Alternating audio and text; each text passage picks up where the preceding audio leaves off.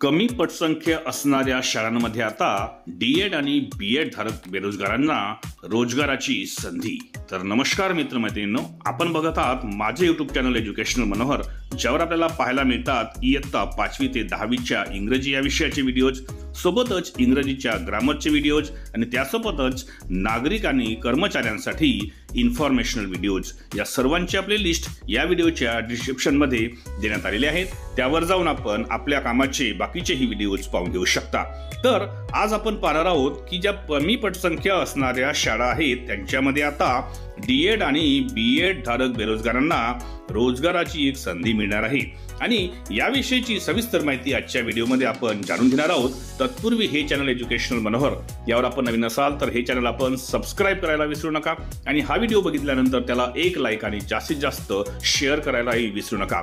चला तर याबद्दलची सविस्तर माहिती आपण आता विस्ताराने जाणून घेऊया।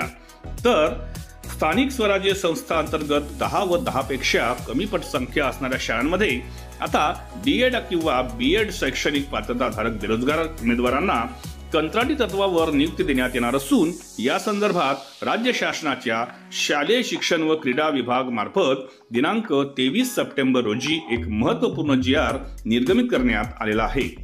सदरच्या निर्णयानुसार राज्यातील स्थानिक स्वराज्य संस्थांमधील 20 व त्यापेक्षा कमी पट असणाऱ्या शाळांमधील 2 शिक्षकांपैकी एका शिक्षकासाठीची नियुक्ती ही सेवानिवृत्त शिक्षक अथवा डीएड किंवा बीएड अर्हता धारण करणाऱ्या बेरोजगार शिक्षक यांच्यामधून देण्यात येणार आहे।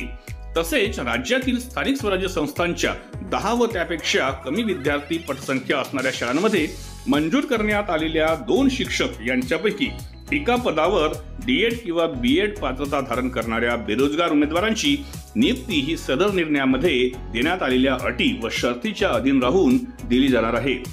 मग नियुक्ती देताना अटी आणि शर्ती कोणत्या असणार आहेत? तर सदर कंत्राटी तत्वावर बेरोजगार शिक्षकांची नियुक्ती देताना करार पद्धतीने नियुक्ती दिली जाईल। तसेच कोणत्याही संवर्गामध्ये सेवा समावेशन तसेच सामावून घेण्याचे हक्क सदर उमेदवारास लागू राहणार नाहीत। सदर उमेदवारांची नियुक्ती ही एका शैक्षणिक वर्षाकरिता देण्यात येईल, तर नियुक्तीचे आवश्यकतेनुसार दरवर्षी नूतनीकरणही करता येईल। सदर कंत्राटी तत्वावर नियुक्त शिक्षकास दरमहा 15,000 रुपये मानधन दिले जाईल। यामध्ये इतर कोणत्याही भत्त्यांचा समावेश नसेल। तसेच सदर शिक्षकास शैक्षणिक वर्षामध्ये 12 रजा अनुदेय राहतील, तर त्या व्यतिरिक्त रजा ह्या विनावेतन दिल्या जातील। सदर नियुक्त शिक्षकांना कोणत्याही प्रकारचे इतर प्रशासकीय अधिकार नसणार आहेत। सदर उमेदवारांनी त्याबाबत हमीपत्र देणे बंधनकारक असेल। सदर कंत्राटी शिक्षकांचे कामकाज समाधानकारक नसल्यास त्वरित सेवा समाप्त करण्यात येईल। तसेच ज्यावेळी सदर शाळेची पटसंख्या ही 10 पेक्षा अधिक होईल त्यावेळी सदर शाळेवर नियमित शिक्षक येईपर्यंत कंत्राटी शिक्षकांची नियुक्ती कायम राहील। तर एकंदरीत ज्या कमी पटसंख्या असणाऱ्या शाळा आहेत त्या शाळांमध्ये आता पदे ही रिक्त राहणार नसून त्यांच्याऐवजी जे डीएड किंवा बीएड पात्रताधारक बेरोजगार तरुण आहेत अशांना एक रोजगाराची संधी याद्वारे उपलब्ध करून देण्यात आलेली आहे।